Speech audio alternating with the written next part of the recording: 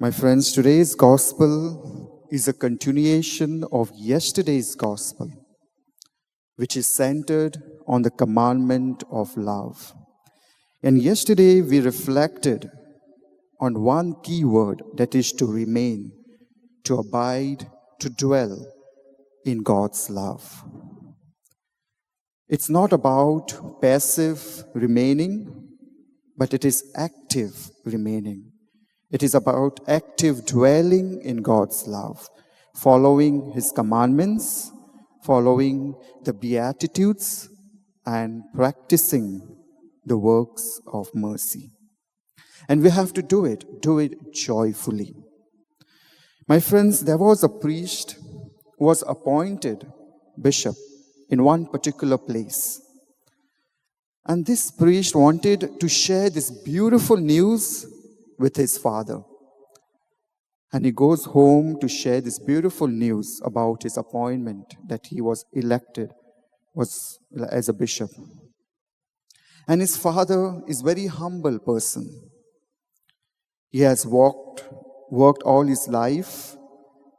He doesn't have university degrees, but he was a man of wisdom. And when this priest comes home to share this beautiful news, and after sharing, the father tells him, obey and share the joy. Obey and share the joy. And likewise, we need to obey the word of God. Obey the commandments, the 10 commandments.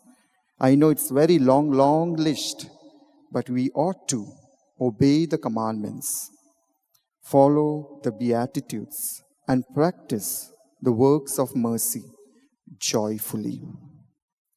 And today's gospel tells us, if you remain in God, if you remain in God's love, if you abide in God's love, we'll be able to share the love of God with others joyfully.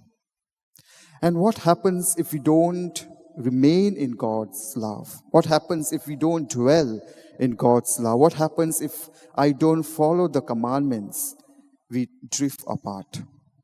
We look the other loves. We are in search of other loves. And what are the other loves?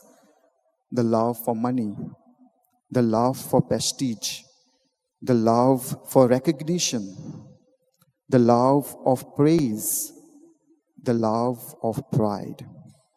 So my friends, during this Eucharistic celebration, let us pray for the grace that we always remain in God's love, remain in His love, dwell in God's love, abide in God's love, so that we may share the good news, share the gospel to others joyfully, because we are all joyful Christians. Amen.